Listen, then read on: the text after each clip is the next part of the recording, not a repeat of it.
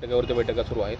नेमके काय विषय मांडले गेले आणि ठेवीदारांचा देखील महत्त्वाचा विषय होता, तुम्ही त्यांना घेऊन गेलेला होता. सगळ्यात महत्त्वाचं या जिल्ह्यामध्ये ज्ञानराधा मल्टीस्टेट याचं 3,700 कोटी रुपयाचं या ठिकाणी लोकांचं देणं आहे आणि इतरही 13-14 आणि अजूनही गुन्हे न दाखल झालेल्या काही मल्टीस्टेट 14 मल्टीस्टेट आहेत. काही छोट्या छोट्या पतसंस्था आहेत, परंतु जवळपास 5,000 ते 6,000 कोटी रुपये या जिल्ह्यातल्या गोरगरीब लोकांचे त्या ठिकाणी अडकलेले आहे आणि याच्यामध्ये आम्ही माननीय अजितदादांनी या बाबतीमध्ये एक बैठक पाठीमागं मुख्यमंत्री महोदयांनी घेतली आणि आज पहिली बैठक ही पालकमंत्री म्हणून राज्याचे उपमुख्यमंत्री दादांनी ठेवली. त्याच्यामध्ये सांगोपांग चर्चा होऊन काही चौकशा ह्या CIDकडे आहेत, काही धाडी ह्या EDने त्या ठिकाणी दाखल केलेल्या आणि EOW. तर आम्ही सर्वांनी मिळून अशी बहुतेक सर्वच आमदारांनी अशी मागणी केलेली आहे की याच्यामध्ये सुसूत्रता आणली पाहिजे.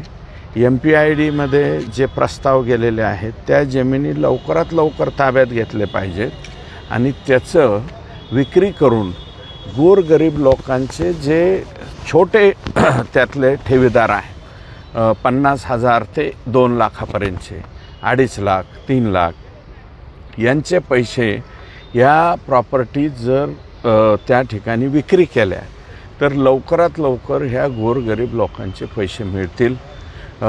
म्हणून या बाबतीमध्ये जे काही म्हणजे सरकारी वकील असतील, SDM असतील, इथल्या DDR असतील, ह्या सर्वांनी एकत्रितरित्या लवकरात लवकर याच्यावरती ॲक्शन घ्याव्यात आणि ही प्रक्रिया जी आहे ती पूर्ण करावी आणि सामान्य ठेवीदारांना न्याय मिळावा अशा प्रकारची मागणी सर्व आमदारांनी या ठेवीदारांचे जे प्रश्न त्या ठिकाणी उपस्थित करतात, म्हणजे ज्ञानराधाचे ते आपले जे उबाळे असतील, त्याच्यानंतर अशोकराव हिंगे असतील, ते दुसरे बी काही कार्यकर्ते त्यांच्याबरोबर, मला वाटतं माझे अध्यक्षांचे PA तिपाले साहेब ते पण सर्वजण होते.